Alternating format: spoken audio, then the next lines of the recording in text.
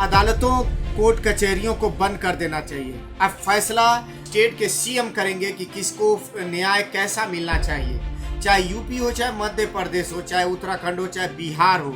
अगर मुजरिम मुसलमान है या मुसलमान का ज़रा सा भी नाम है तो सबसे पहले पुलिस उसके घर को गिरा देती है, उसके तहस नहस कर देती है, उसके परिवार को बेघर कर देती है। फिर उसके बाद उस पर कार्रवाई जो बनती है वो कर देती है। हम नहीं कहते कि मुजरिम को सज़ा नहीं देनी चाहिए, लेकिन एक मुजरिम को सज़ा देना चाहिए, ना कि उसकी परिवार को। ये कहाँ का इंसाफ है?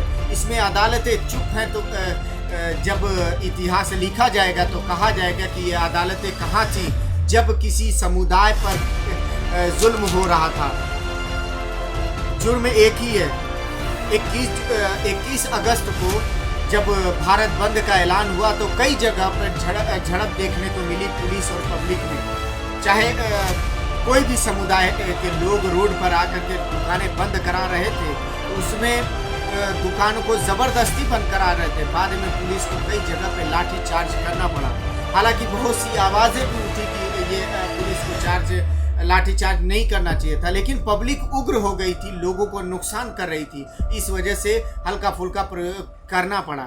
यही चीज़ नासिक में जब एक साधु संत पैगंबर मोहम्मद सल्लल्लाहु अलैहि वसल्लम के खिलाफ जब गलत बयानी करते हैं तो लोग कानूनी तरीके से जब उनकी गिरफ्तारी की मांग करते हैं, कोई तोड़ फोड़ नहीं करते हैं, पुलिस स्टेशनों में जा करके एक एफआईआर दर्ज कराने की कोशिश करते हैं।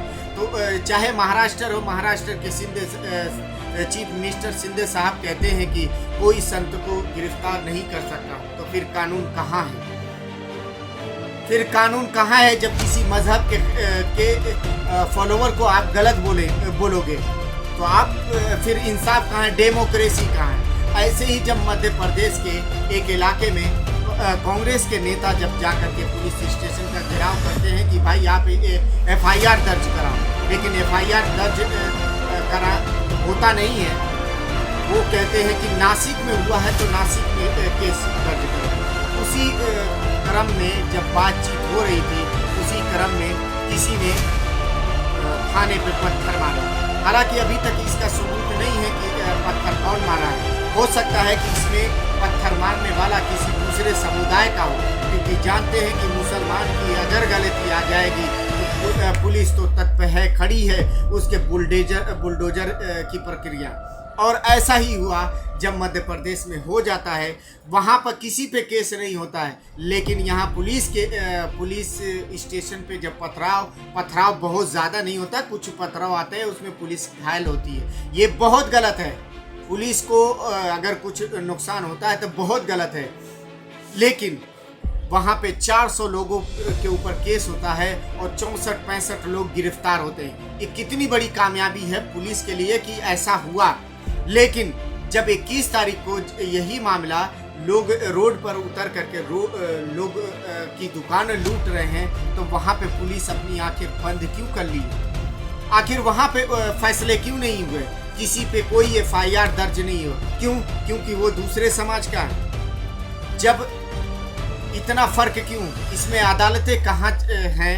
अदालतों पे मैं सवाल नहीं उठाना चाहता, लेकिन अदालतों का भी तो कुछ बनता है कि आखिर किसी समुदाय में इतनी नफरत क्यों भरी जा रही है?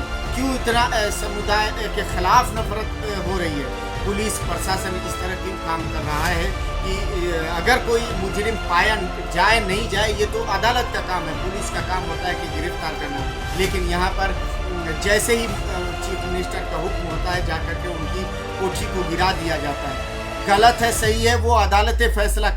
विपक्ष के नेता की अखिलेश यादव तो मुसलमानों का शायद नाम लेना भी भूल गए, माइनॉरिटी का नाम लेना भी भूल गए।